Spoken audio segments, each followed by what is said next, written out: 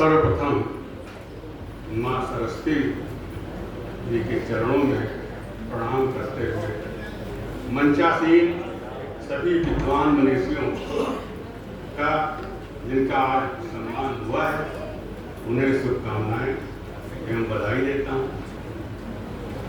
सम्मुख बैठे सभी साहित्यकारों का अभिनंदन करता हूँ और संस्था के अध्यक्ष जिनकी 3 पुस्तकों का लोकार्पण हुआ उनको मैं बहुत बहुत शुभकामनाएं और बधाई देता हूँ।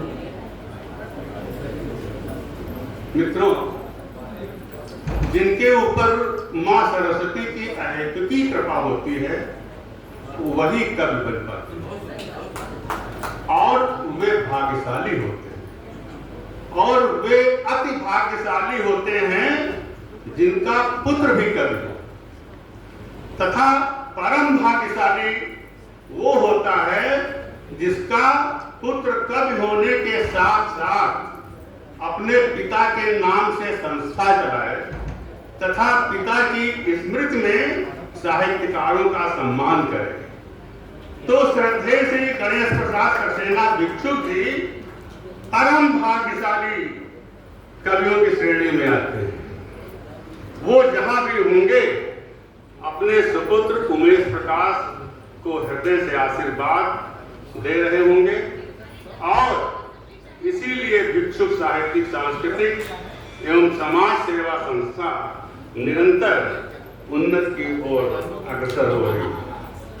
अभी पिछले दिनों उत्तर प्रदेश हिंदी संस्थान में डॉक्टर अंदा दुबे जी ने ये बात कही थी कि सरस्वती के जो लक्ष्मी के जो उपासक होते हैं उनकी मृत्यु होती है, लेकिन जो सरस्वती के उपासक होते हैं उनकी कभी मृत्यु नहीं होती। वे सदैव अमर रहते हैं अपनी कृतियों के द्वारा और अपने कृतित्व व्यक्तित्व के द्वारा।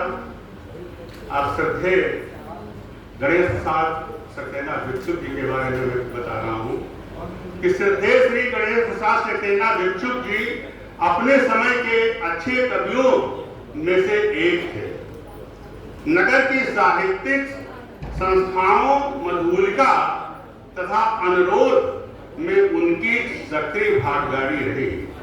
वो कभी नहीं एक सामाजिक कार्यकर्ता भी थे। एक संभ्रांत कायस्थ परिवार में जन्मे श्रद्धेय भिक्षुक जी स्वभाव से ही बहुत ही विनम्र व शालीन थे।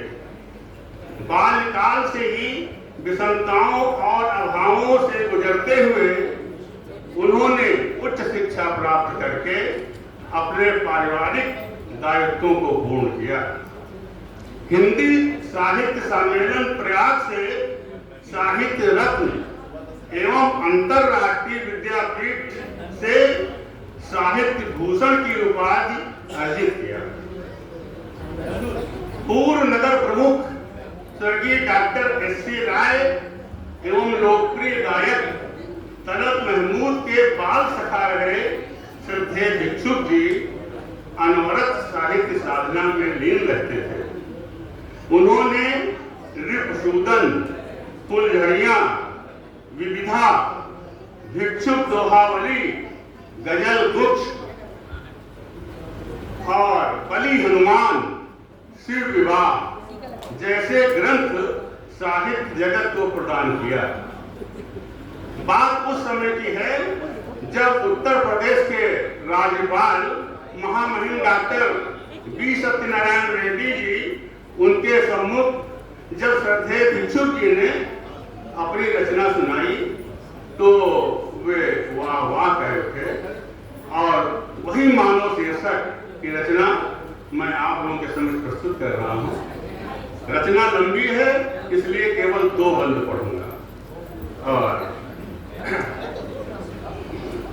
सुनिए कि जो सबकी पीड़ा अपनी सी जान सका वो मानव है। जो सबकी पीड़ा अपनी सी जान सका वो मानव है और जो निज सुख की ही चाहों को पहचान सका वो दानव है। तो जो पर पीड़ा की ज्वाला को दृढ़ बिंदु डालकर शांत करे, और जो अपना तन मन धन देकर भी पर पीड़ा पर ध्यान धरे, तो जो दग्ध हृदय की ज्वाला को अनुमान सका वो मानव है। जो सबकी पीड़ा अपनी सी ही जान सका वो मानव है। तो जो परहित को अपना कहता उनके हित हंस कर विष पीता, कल युग में भी दृढ़तर रहकर शंकर बन जिसने जग जीता, तो उस पावन प्रतिमा को भिक्षुक जग मान सका वो मानव है। जो सबकी पीड़ा अपनी सी ही जान सका वो मानव है। ये पंक्तियां उनकी थी। इससे अनुमान लगाया जा सकता है कि कितना श्रेष्ठ कार्य करते थे वो। और अब भिक्षुक साहित्यिक सांस्कृतिक एवं समाज सेवा संस्था के उपाध्यक्ष होने के नाते संस्था के बारे में अपना संक्षिप्त वक्तव्य प्रस्तुत करूंगा। सुनिए कि ये संस्था सन 2021 में पंजीकृत हुई थी, जिसके संस्थापक अध्यक्ष श्री उमेश प्रकाश जी और उपाध्यक्ष मैं स्वयं तथा महामंत्री जिसकी संस्था में विशेष भूमिका होती है वो श्रीमती अरुणा सक्सेना जी, संयुक्त मंत्री नगर की जानी मानी कवित्री प्रतिभा गुप्ता जी व कोषाध्यक्ष व मीडिया प्रभारी अंकित प्रकाश जी जो फोटोग्राफी भी कर रहे थे। इसके अतिरिक्त 5 सदस्य थे। इस संस्था की कुछ विशेषताएं हैं, अधिक न कहकर कुछ विशेषताओं पर हम अपनी बात करेंगे कि इस संस्था की कुछ विशेषताएं हैं जिन्हें संक्षेप में मैं कह रहा हूं।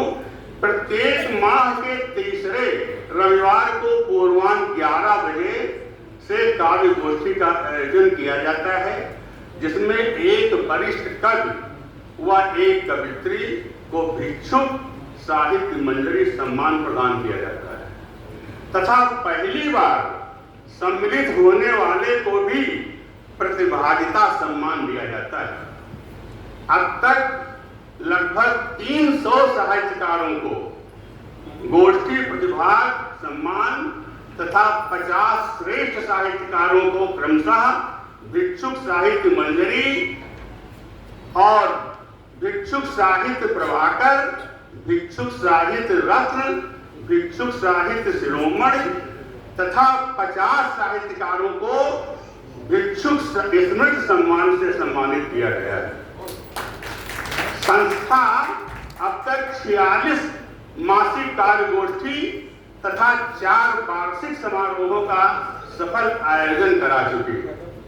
इसके अतिरिक्त संस्था द्वारा ऑनलाइन फेसबुक मंच पर काव्य पाठ संस्था के द्वारा कराया जा रहा है, जिसमें देश विदेश के लगभग 350 श्रेष्ठ कवियों कवित्रियों द्वारा काव्य पाठ किया जा चुका है।